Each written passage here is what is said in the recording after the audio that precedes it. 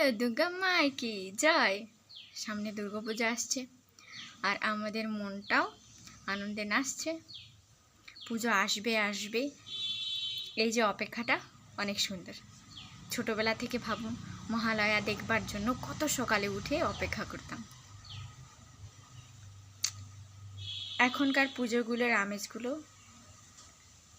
পুজো আসার আনন্দের চেয়ে বিসর্জনের আনন্দটা অনেক বেশি দেখে মনে হয়।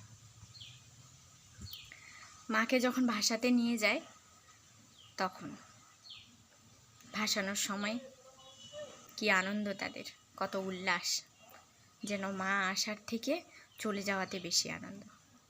আমরা এবার পুজোটা একটু আলাদাভাবে করার চেষ্টা করব, অন্যদের থেকে আলাদা। সবাই যেমন করে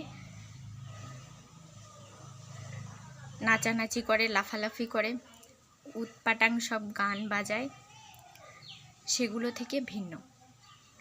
চলুন আমরা মা সম্পর্কে কিছু জেনে নিই। যেহেতু আমরা মহাদেব সম্পর্কে জানি, মহাদেব হচ্ছেন পরমেশ্বর ভগবান শ্রীকৃষ্ণের পরম বৈষ্ণব, মহান ভক্ত। আর মা তো স্বাভাবিকভাবেই তার পতির অনুগামী হবেন।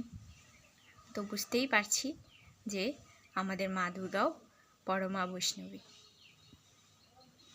তাকে নারায়ণী বলা হয় কেন কি তিনি নারায়ণের আদেশে এই জড়জগতের পরিচালনা করেন।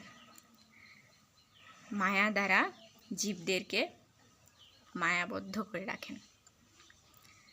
এক্ষেত্রে যারা ভগবানের ভক্ত, কৃষ্ণ ভক্তি পরায়ণা, তাদেরকে তিনি সাহায্য করেন যাতে তারা খুব সুন্দরভাবে ভক্তি জীবন পালন করে ভগবানের কাছে গোলকে ফিরে যেতে পারে।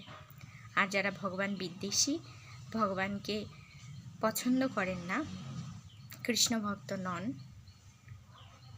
সুন্দরভাবে ধর্মীয় জীবনযাপন অনুশীলন করেন না, তাদেরকে আরও বেশি করে মায়াতে আষ্টে পৃষ্ঠে রাখেন।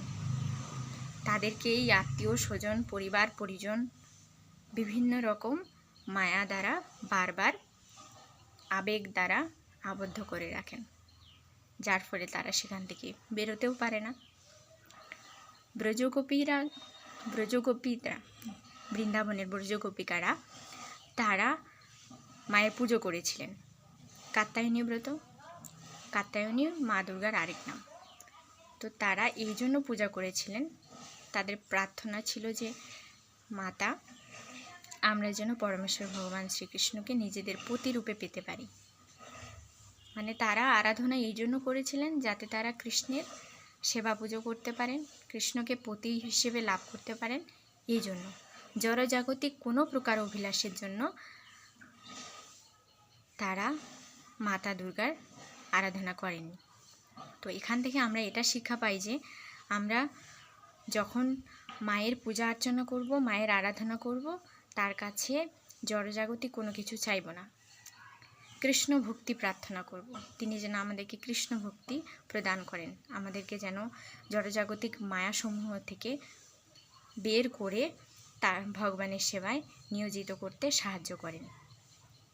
এইভাবে যদি আমরা করি তাহলে মা দুর্গা বেশি খুশি হবেন।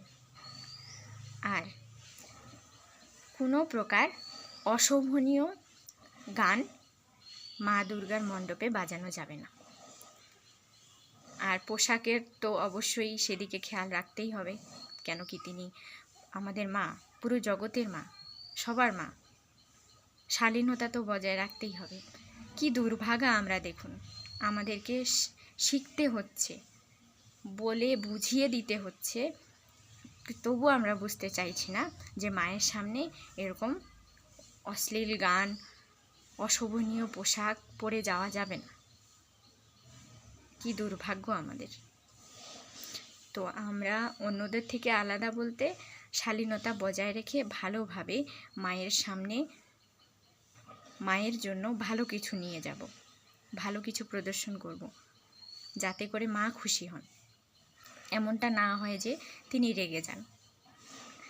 এই যে আধুনিক গান বাজনাগুলো, তারপরে নিজেদের অতিরিক্ত শৃঙ্গার, পোশাকেরও তো ঠিক নেই, এগুলো দেখি কি মা খুশি হন? নাকি তিনি আমাদের পূজা গ্রহণ করেন? তিনি কি আদৌ সেখান থেকে আমাদেরকে আশীর্বাদ করেন, নাকি তিনি রুষ্ট হন? চলুন বিবেচনা করি, একটু অন্যভাবে ভালোভাবে পরম বৈষ্ণবী মা দুর্গার এবার আরাধনা করব। হরে কৃষ্ণ।